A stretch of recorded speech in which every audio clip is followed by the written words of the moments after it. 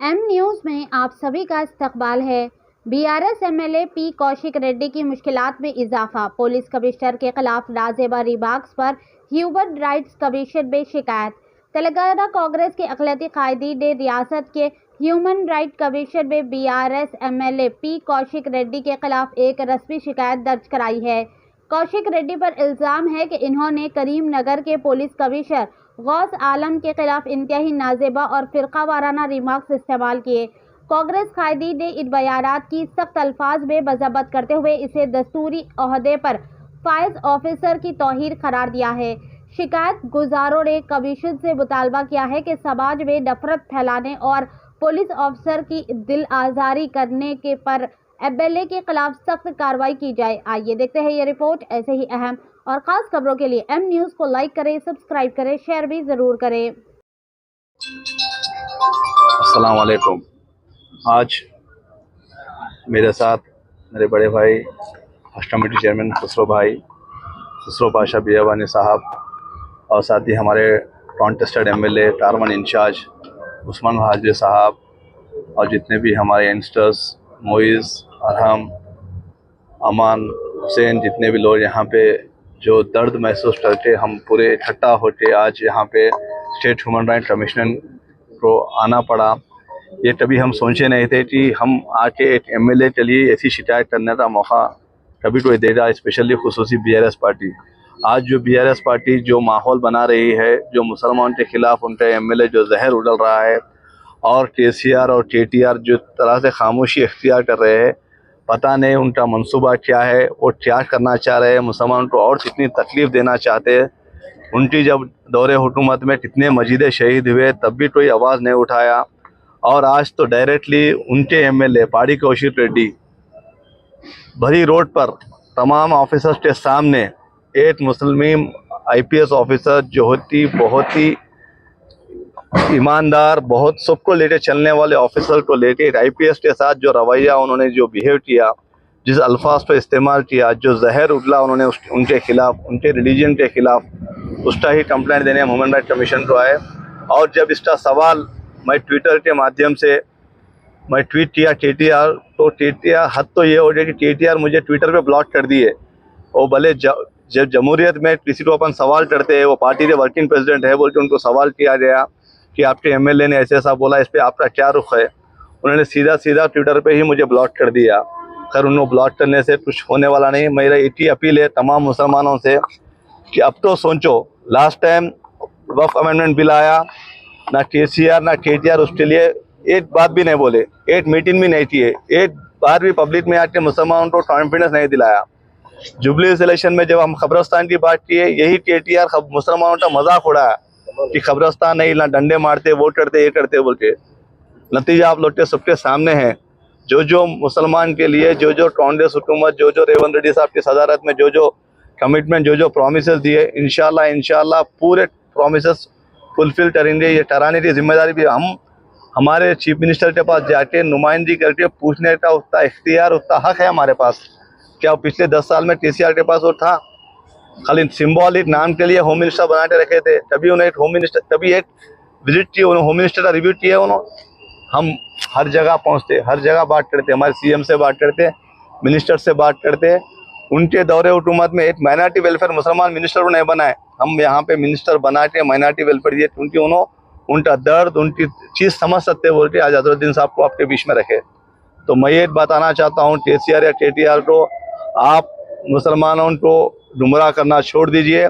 अगर आपको मुसलमानों से कुछ भी मोहब्बत है, मुसलमानों के लिए कुछ भी अच्छा सोचते हैं, इमीडिएटली पार्टी कौशिक को आपके पार्टी से सस्पेंड कर दीजिए। पार्टी कौशिक हैदराबाद में भी एक एमएलए है जो हुजूर की शान में कई मरतबा गुस्ताखी किया।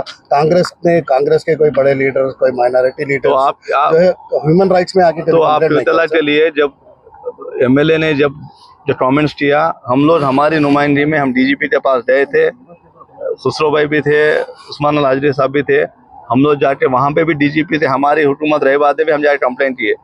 एमएलए कोई भी रहो, वो बदतमीज शख्स का तो मैं नाम भी नहीं लेना चाहता हूँ जो हुजूर की शान में गुस्ताखी की है। लेकिन ये जो सेटलर अपने आप को बताती, ये पार्टी में डायरेक्टली रिलीजन तो एक इंसान तो नहीं, एक रिलीजन तो डाली दिए। इंसान को, अगर तुम्हारा तो इंसान से शिकायत है तो इंसान का नाम लेके आप बोलो। एक पूरे रिलीजन को डाली देना, ये नाकाबिले बर्दाश्त है। इसके ऊपर केटीआर इमीडिएटली कार्रवाई करना चाहिए।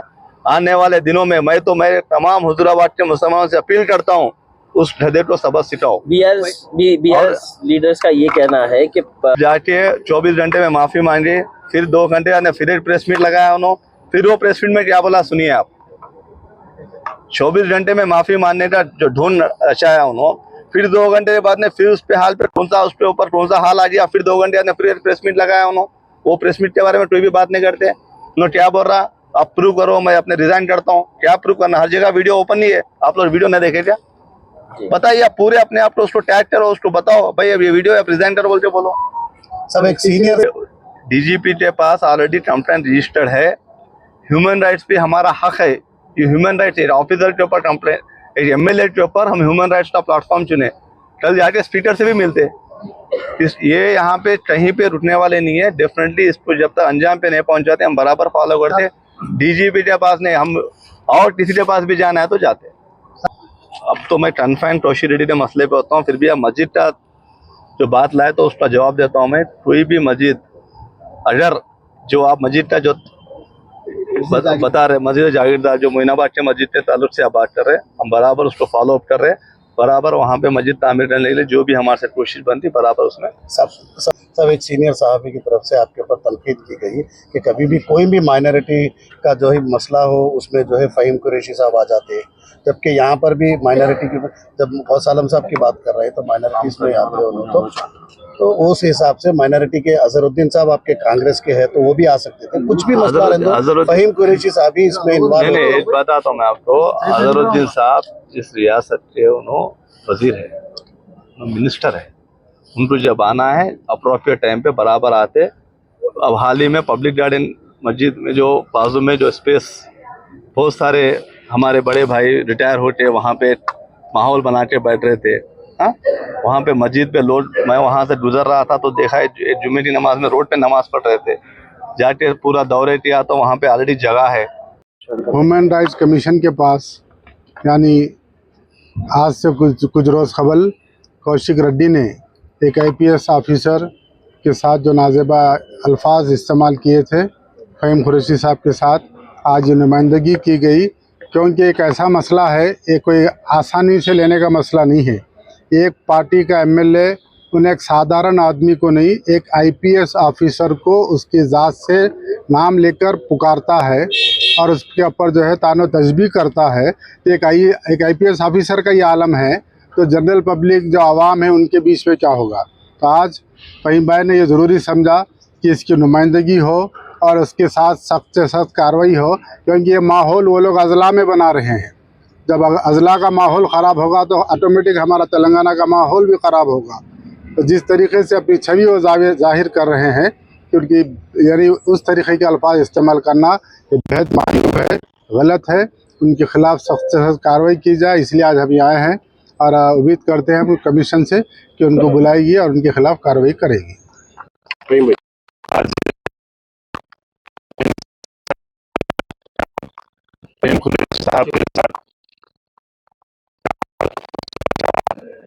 चेयरमैन हज कमेटी और तमाम साथी यहाँ पर कौशिक रेड्डी ने जो अल्फाज एक मुस्लिम कमिश्नर के ताल्लुक से नाम लेकर, ज़ात का नाम लेकर उन्होंने जिस तरह से बदतमीजी और जहर अफशानी की है, उसके खिलाफ आज यहाँ पर उनके खिलाफ शिकायत दर्ज की गई।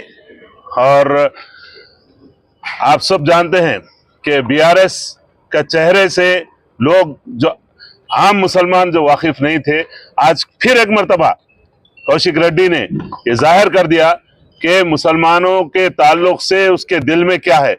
साथ ही साथ इसके पीछे सवाल है जनाब केसीआर और उनके केटीआर, आप लोग क्यों खामोश बैठे हुए हैं? आपकी क्या इसमें मर्जी शामिल नहीं है? आज तक उसके खिलाफ आप क्यों जवाब नहीं दिए? उसका काउंटर, उसके रद्द क्यों न करे? ये मैं तमाम अजला के, तमाम तेलंगाना के मुसलमानों से और इंसाफ पसंद गैर मुस्लिम भाइयों से भी ये अपील करता हूं कि पहचानिए इन लोगों को, ये लोग किस भेष में है और क्या भाषा का इस्तेमाल कर रहे हैं। तमाम से गुजारिश है कि इनको पहचानिए, इनका जवाब आप लोग हर जिले में, हर मंडल में इनका आपको जवाब देना है। और ये माजी में भी सब लोग जानते हैं किस तरह से मुसलमानों के खिलाफ इन लोगों ने काम किया। सेक्रेटेरिएट की मसाजिद को किसने शहीद करवाया, मुसलमानों के साथ हमेशा धोखा देते रहे 12% के नाम पे, वक्फ को जुडिशियल पावर के नाम पे। और फिर एक मर्तबा ऐन इस वक्त जबकि एक बेहतरीन दियानतदार ऑफिसर है, सबको मालूम है कि सबको लेके चलने वाले वो कमिश्नर के साथ जो बदजुबानी की है उसकी हम सख्त मजम्मत करते हैं, मुसलमानों से अपील करते हैं और तमाम इंसाफ पसंद दोस्त गैर मुस्लिम भाइयों से भी ये हम अपील करते हैं कि उसको पहचाने और बीआरएस को कड़े से कड़ा जवाब दें।